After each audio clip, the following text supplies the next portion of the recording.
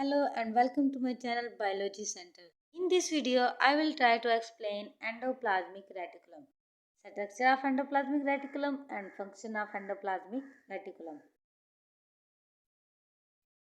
The word endo means within and plasmic means cytoplasm. Within the cytoplasm, and word reticulum means network. Endo mean within, plasmic, cytoplasm and reticulum means network. किसका network? Network of tubules. ये nucleus है और nucleus के साथ ये tubes एक दूसरे के साथ मिली होती हैं और ये एक नेटवर्क बनाती हैं. किसके अंदर? साइटोप्लाज्म के अंदर. ये साइटोप्लाज्म है पूरा सेल का और ये नेटवर्क ऑफ ट्यूब्यूल्स हैं. ये एक ट्यूब, ये सेकंड और ये थर्ड, और ये आपस में इंटरकनेक्टेड होती हैं.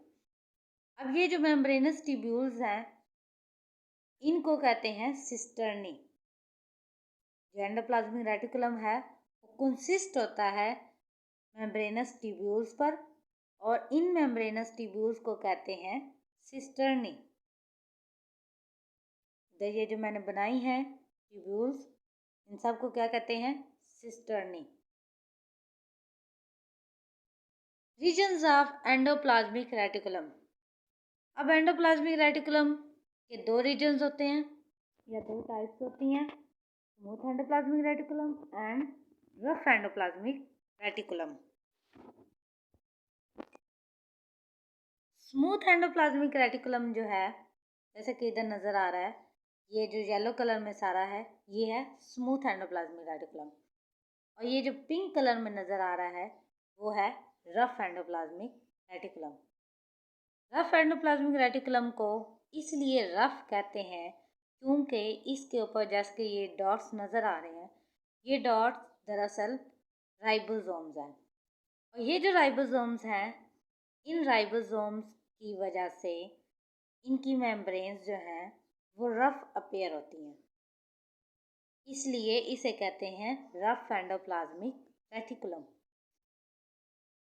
ये जो नज़र आ रहा है इसके ऊपर राइबोसोम्स मौजूद नहीं होते, सो इसको कहते हैं स्मूथ एंडोप्लाज्मिक रेटिकुलम. ये वाला है स्मूथ एंडोप्लाज्मिक रेटिकुलम और जो पिंक कलर में है वो है rough endoplasmic reticulum.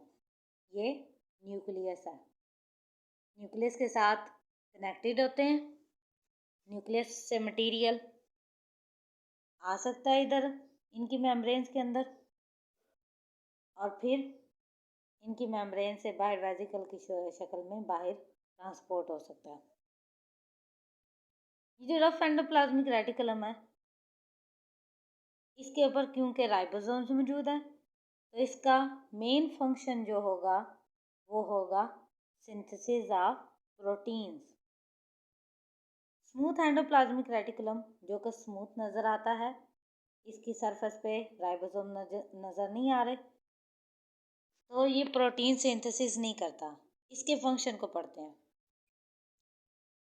Functions of smooth endoplasmic reticulum. Synthesis of lipids.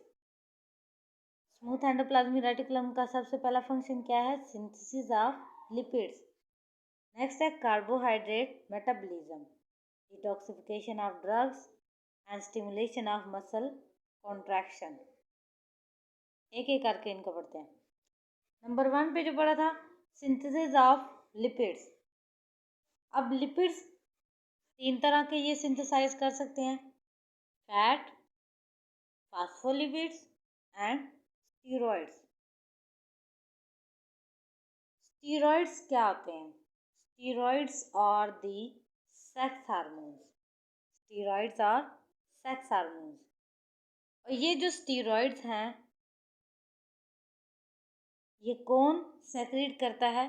Testis and ovaries. Testis and ovaries के सेल्स के अंदर क्या मौजूद होता है? स्मूथ एंडोप्लाज्मिक रेटिकुलम और स्मूथ एंडोप्लाज्मिक रेटिकुलम सिंथेसाइज करेगा स्टेरॉइड्स जो कि हैं sex hormones.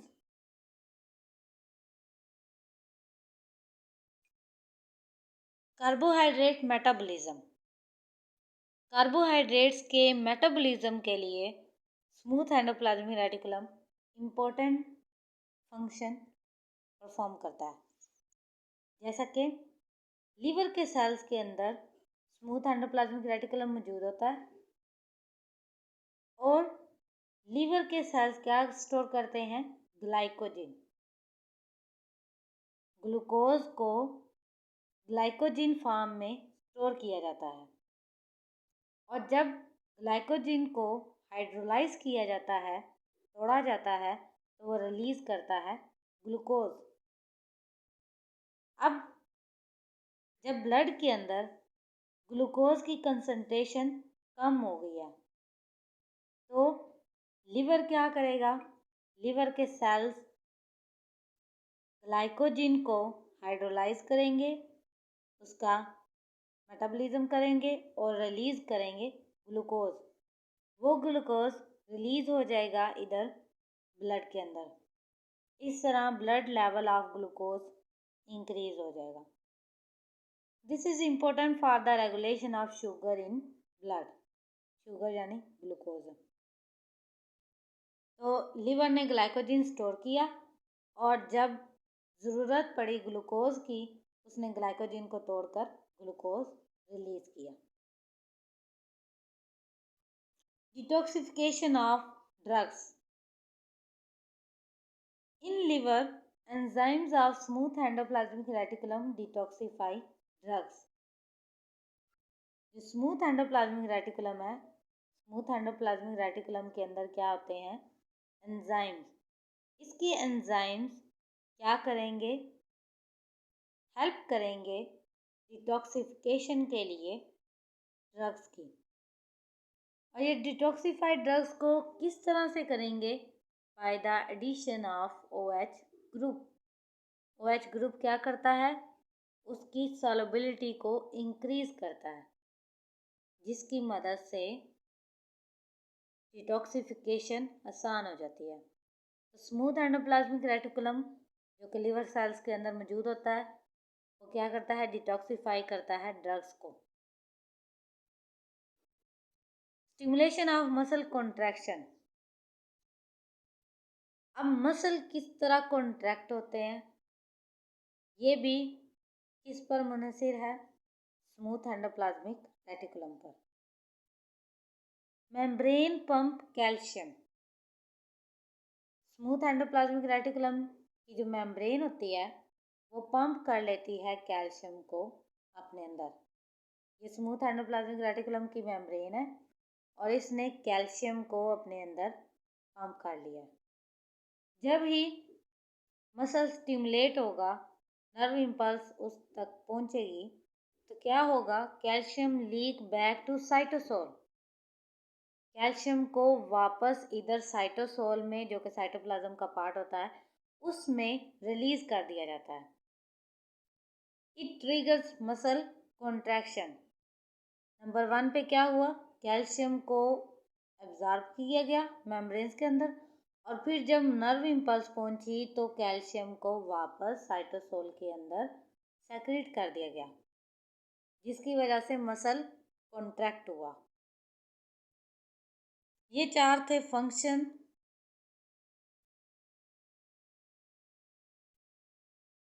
Of smooth endoplasmic reticulum. Synthesis of lipids, जिसमें स्टेरॉइड्स, लिपिड्स, फास्फोलिपिड्स आ जाते हैं। कार्बोहाइड्रेट मेटाबॉलिज्म, यानी ग्लाइकोजन को मेटाबोलाइज करके ग्लूकोज रिलीज करना।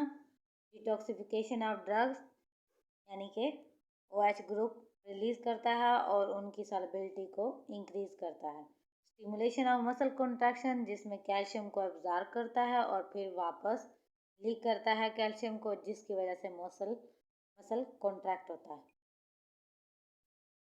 नेक्स्ट पढ़ लेते हैं रफ एंडोप्लाज्मिक रेटिकुलम के functions. Functions of rough endoplasmic reticulum. Rough endoplasmic reticulum के ऊपर क्योंकि राइबोसोम्स मौजूद थे तो इनका मेन फंक्शन क्या होगा? Synthesis of protein. राइबोसोम्स क्या करते थे?